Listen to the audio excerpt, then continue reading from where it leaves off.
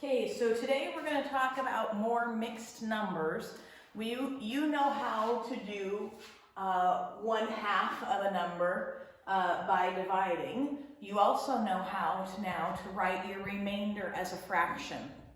And so that's going to come into play sometimes. Now they're going to start asking you to find a fractional part of a number, and you're going to need to write your remainder as a fraction, not a remainder with the R dot anymore. So let's just dive right in. We're in lesson 130.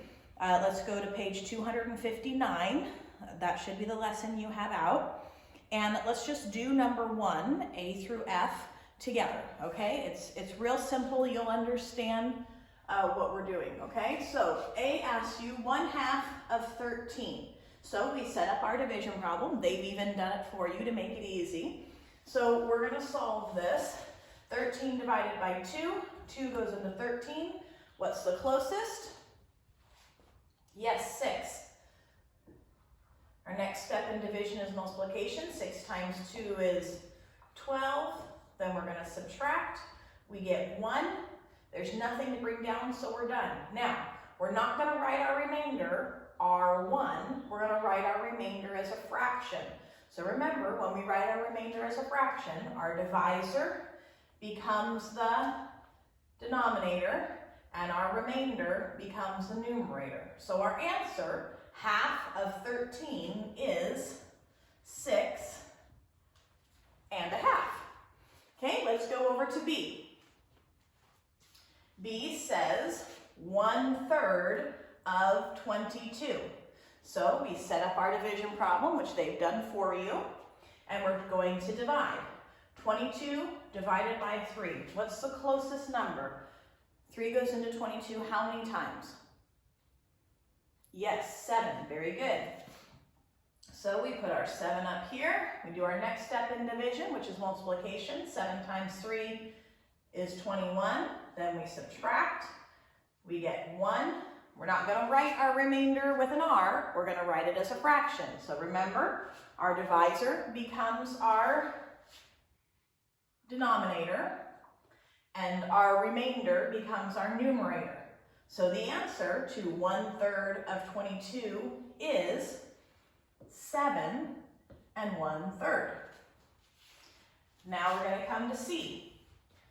They're asking 1/5 of 41. Again, they've given you your division problem underneath. So we're going to divide, writing our remainder as a fraction. 41 divided by 5. What's the closest? How many times does 5 go into 41? Yes, 8. So we write our 8 up top. 8 times 5 is 40. We're going to subtract. Leaves us with 1. Now we write our remainder as a fraction. 5 becomes our denominator, and our remainder is our numerator. So our answer, 1/5 of 41, is 8 1/5. Now let's go down to D. 1/4 of 29. Again, they've given you the problem. You just need to remember to write your remainder as a fraction. 4 goes into 29. How many times? What's the closest? Very good, 7. So we write a 7 up here. 7 times 4 is 28. We're going to subtract. 9 take away 8 is 1. Now we write our remainder as a fraction. Our 4 becomes our denominator, and our 1 becomes our numerator. Our answer then to 1/4 of 29 is 7 1/4. Okay, moving on to E. It's asking 1/8 of 59. So we set up our division problem, which they've already done for you. 8 goes into 59. This one's a little trickier. It's your 8s. If you have your multiplication sheet, you can get that out. 8 goes into 59. What's the closest? 8 and 59. The closest is 7. So then we multiply. 8 times 7 is 56. Our next step is subtracting. and we end up with 3. We don't write our remainder with an R, we write it as a fraction now.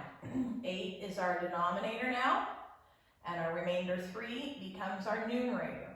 So our answer to 1/8 of 59 is 7 3/8. Okay, last one, 1/7 of 50. They've set up your division problem for you. 7 goes into 50. What's the closest? 7 goes into 50. What's the closest?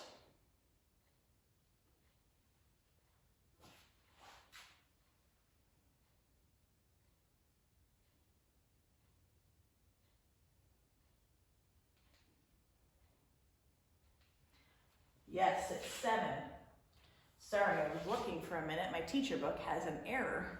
They wrote the right question in the top, but then they wrote the wrong division problem in the bottom, so that threw me off. Okay, 7 times 7 is what? 49, very good.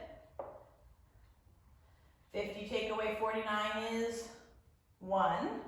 And then we're going to write our remainder as a fraction, 1/7. So our answer becomes 1/7 of 50 is 7 1/7.